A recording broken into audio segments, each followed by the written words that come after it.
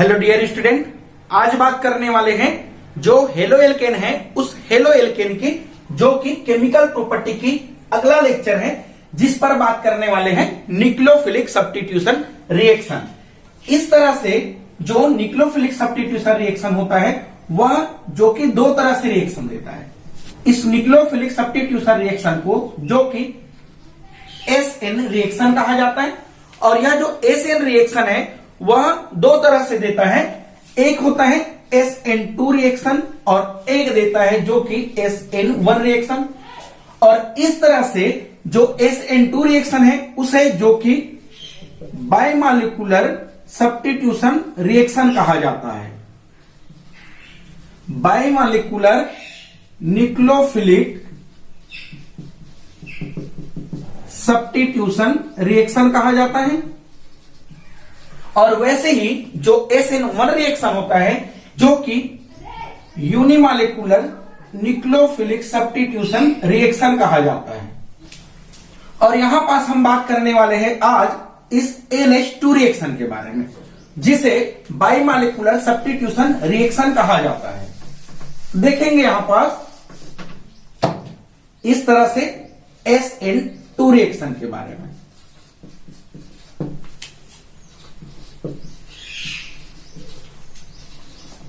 देखिएगा जो SN2 reaction होता क्या है, इस तरह से जो हेलो एल्केन है, यहां पास जो हेलो एल्केन है और यह हेलो एल्केन जो कि कोई न्यूक्लियोफाइल के साथ रिएक्शन करता है, तब उस कंडीशन पर जो यह न्यूक्लियोफाइल है इस एल्काइल हैलाइड के एल्काइल के साथ जो कि जुड़ जाता है और यहां से एक नया बॉन्ड बना लेता है और यहां से जो कि हैलाइड को जो कि बाहर निकाल देता है। तो इस तरह से हैलाइड जो कि बॉन्ड टूटता है। तो इस तरह से क्या है, न्यूक्लियोफिलिक सब्स्टिट्यूशन रिएक्शन पर जो RX है उस पर सबसे पहले RX का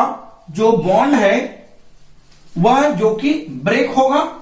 और उसके बाद इस R पर जो कि न्यूक्लियोफिलिक एटम जुड़कर नए बॉन्ड का जो कि फॉर्मेशन करेगा। तब इस तरह से जो रिएक्शन है उस रिएक्शन को न्यूक्लियोफिलिक सब्स्टिट्यूशन रिएक्शन पर NH2 रिएक्शन कहा जाता है, जिससे यहां पर जो प्रोडक्ट बनता है वह RNU जो न्यूक्लियोफिलिक आके जुड़ जाता है और यहां से जो कि X बाहर निकल जाता है और इस X को जो कि लिविंग ग्रुप कहा जाता है। इस पर होता क्या है, यहां से एक बॉन्ड टूटता है और एक नया बॉन्ड बनता है। तो इस तरह से होता है कि जो यह न्यूक्लियोफाइल है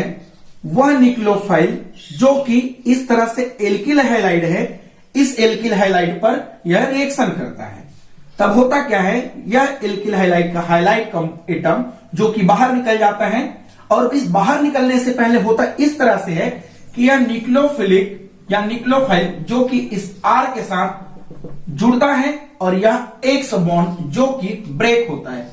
इस तरह से एक बॉन्ड जो कि ब्रेक हो रहा है और एक बॉन्ड जो कि फॉर्मेशन हो रहा है, और इसके बाद जो यह बॉन्ड ब्रेक हो जाता है और यह बॉन्ड फॉर्मेशन कर लेता है तो न्यूक्लियोफिलिक जो कि इस R के अपोजिट साइड में चले जाता है और यहां से जो लिविंग ग्रुप है वह बाहर निकल जाता है। इस तरह से एल्किल हैलाइड को जो कि सबस्ट्रेट कहा जाता है और इसे जो कि न्यूक्लियोफाइल कहा जाता है, जब आपस में जुड़ता है तब यहां पर जो नए बॉन्ड का टूटना और पुराने बॉन्ड का बनना होता है। इस तरह से जो स्टेट होता है या इस तरह से जो स्टेज होता है इसे जो कि ट्रांजिशन स्टेट कहा जाता है।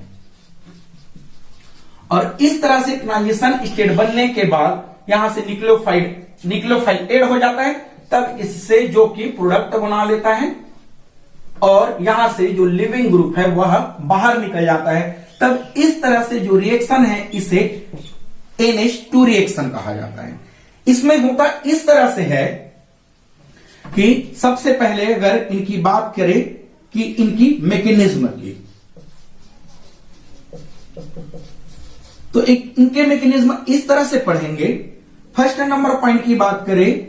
तो यह जो SN2 रिएक्शन है वह दरअसल में यह जो कि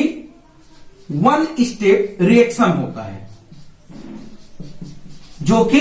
एक ही स्टेप पर कंप्लीट होता है, और उसके साथ साथ वन स्टेप रिएक्शन होने के साथ साथ इनकी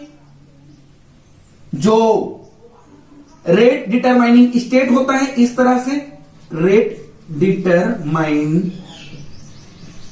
स्टेप जो होता है, या इस तरह से जो रेट डिटरमाइन स्टेज होता है, वह दरअसल में दो मॉलिक्यूल पर डिपेंड करता है। और यह दो मॉलिक्यूल इस तरह से होता है, एक होता है जो कि सब्सटेंट होता है, और एक होता है इस तरह से जो न्यूक्लियोफाइल यूज किए हैं वह होता है। तो इनकी जो आरडीएस स्टेज है वह जो कि 2 होता है। उसके साथ साथ इनकी जो रेट होता है वह इनकी रेट जो होता है, जो कि एक तो सबस्ट्रेट पर और उसके साथ साथ जो कि न्यूक्लियोफाइल पर जो कि डिपेंड करता है। इसलिए इस कंपाउंड या इसलिए इस रिएक्शन को जो कि SN2 रिएक्शन कहा जाता है, 2 यानी कि बाइमॉलिक्यूलर डिपेंडेंट न्यूक्लियोफिलिक रिएक्शन। तो यहां पास एक सबस्ट्रेट और एक न्यूक्लियोफाइल दोनों पर डिपेंड कर इनकी रेट ऑफ रिएक्शन, जो कि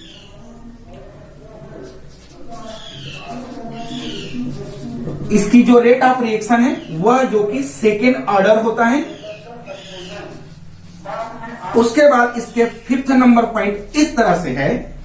कि यहां पास जो सॉल्वेंट यूज करते हैं SN2 रिएक्शन पर,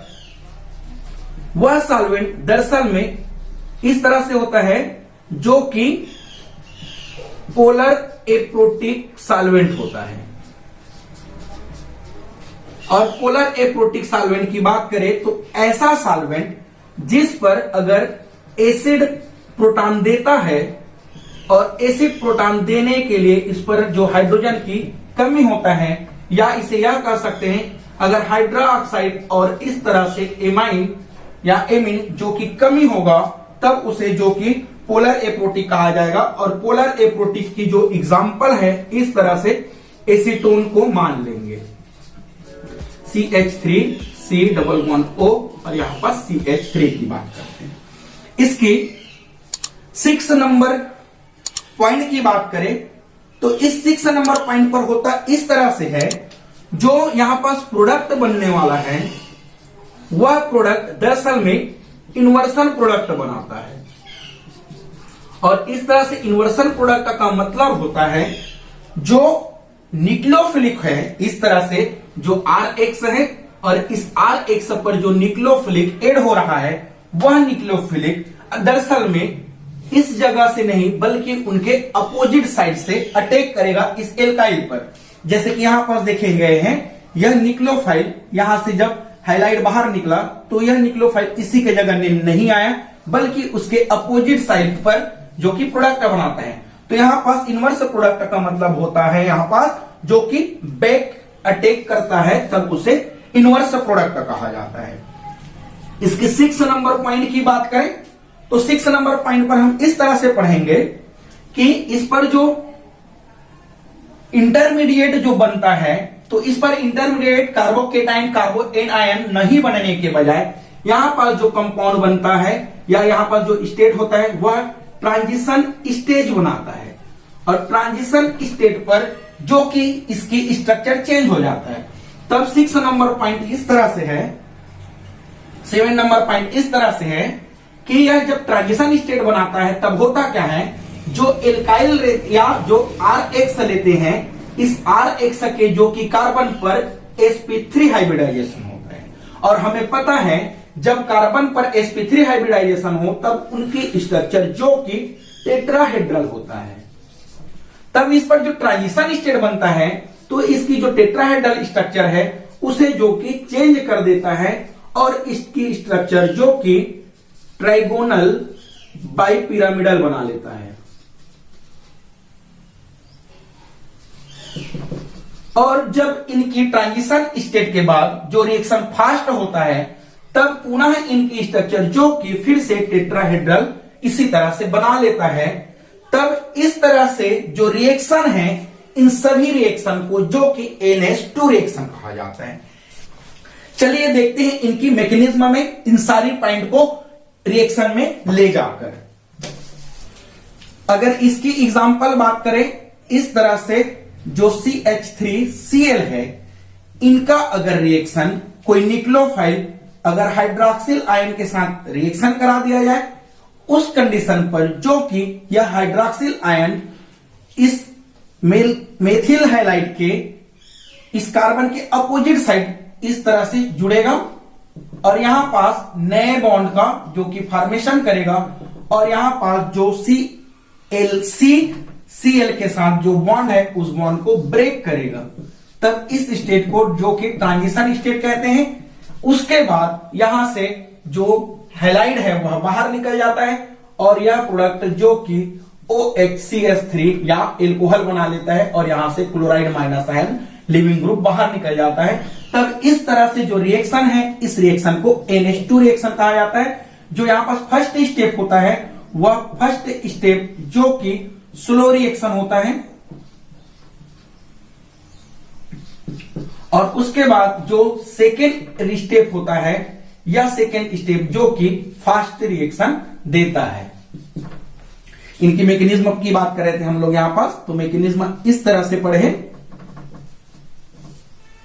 अगर इस तरह से स्टीरियोकेमिस्ट्री लेते हुए अगर बात करें तो यहां पास जो मेथिल क्लोराइड है, इस मेथिल क्लोराइड में जो कार्बन है वह जो कि 3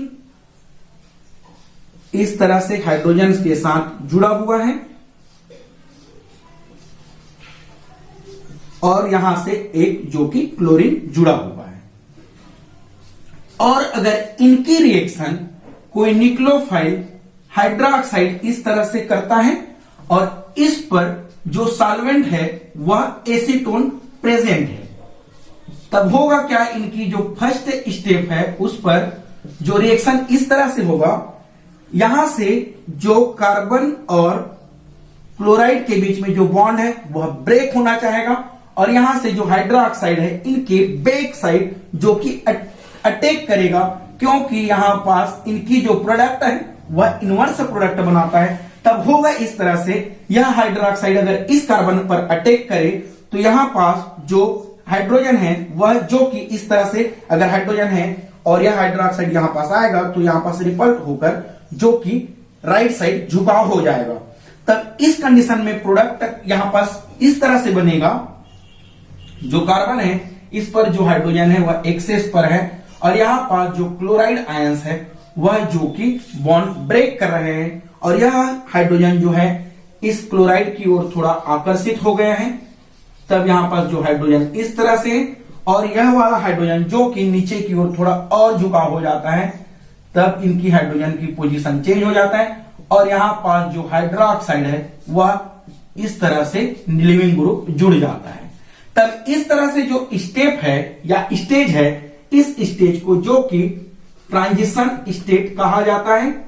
क्योंकि इस स्टेज पर एक बॉन्ड जो कि फॉर्मेशन हो रहा है और एक बॉन्ड जो कि ब्रेक हो रहा है, तब इसको जो कि ट्रांजिशन स्टेट कहा जाता है। इस कार्बन की बात करें तो इस पर जो हाइब्रिडाइजेशन देखें, यहां पर 1 2 3 4 सिग्मा बॉन्ड है और जब 4 सिग्मा बॉन्ड हो तो इनकी हाइब्रिडाइजेशन जो कि sp3 होता है और हमें पता है sp3 हाइब्रिडाइजेशन का जो स्ट्रक्चर होता है वह जो कि टेट्राहेड्रल होता है।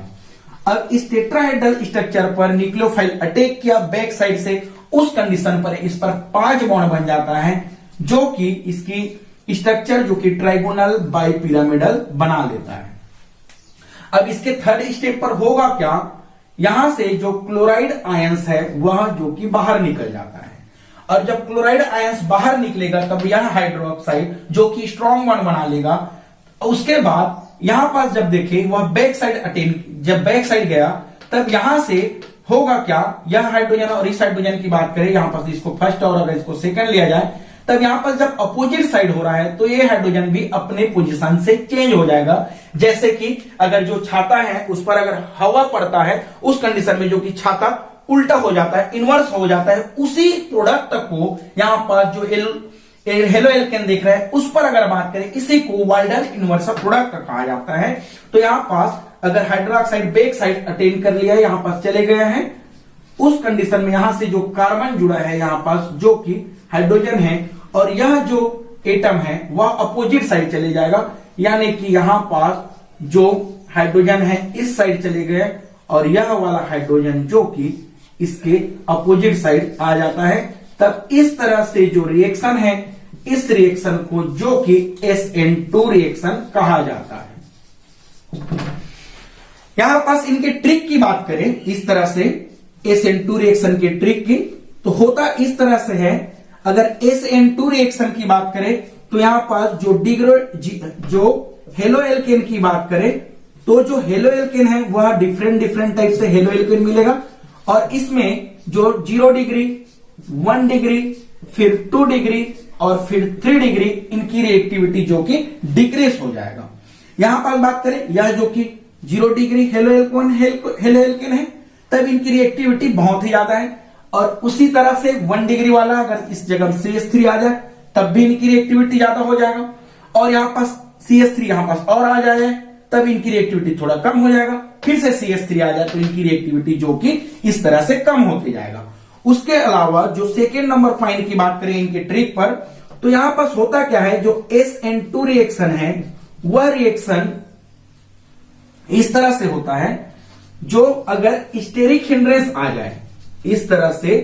स्टेरिक हिंड्रेंस आए तब होगा क्या, स्टेरिक हिंड्रेंस आने से जो SN2 रिएक्शन है उनकी जो रिएक्टिविटी है वह भी कम हो जाता है। कैसे, अगर इस तरह से ऐसे प्रोडक्ट ले ले कि यहां पर जो कि CH3 है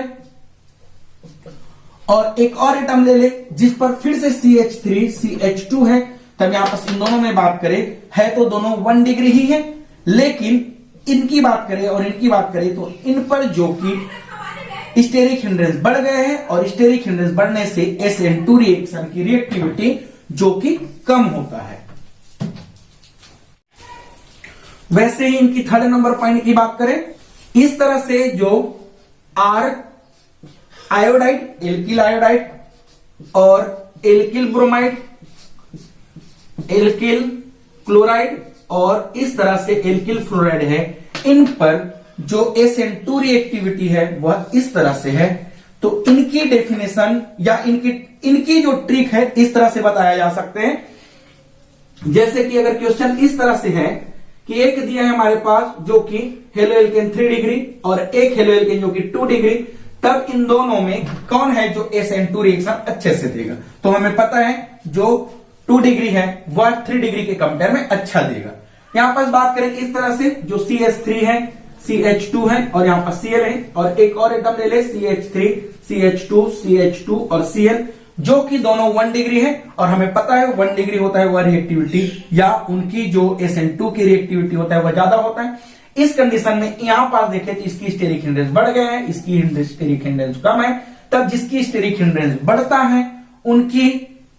जो SN2 रिएक्शन करने की कैपेसिटी वह कम हो जाता है। तो इस तरह से यह रिएक्टिविटी अधिक होगा। क्वेश्चन ऐसा दे दे कि इस तरह से CH3 CH2 और Cl की जगह जो कि आयोडाइड दे दिया जाए और इन दोनों के साथ कंपेयर करें तो किनकी रिएक्टिविटी जो SN2 के लिए अधिक है, यहां पास एल्किल आयोडाइड की जो रिएक्टिविटी है SN2 की वह अधिक होता है। तो इस तरह से इनकी क्वेश्चन और इनकी आंसर भी किया जा सकता है।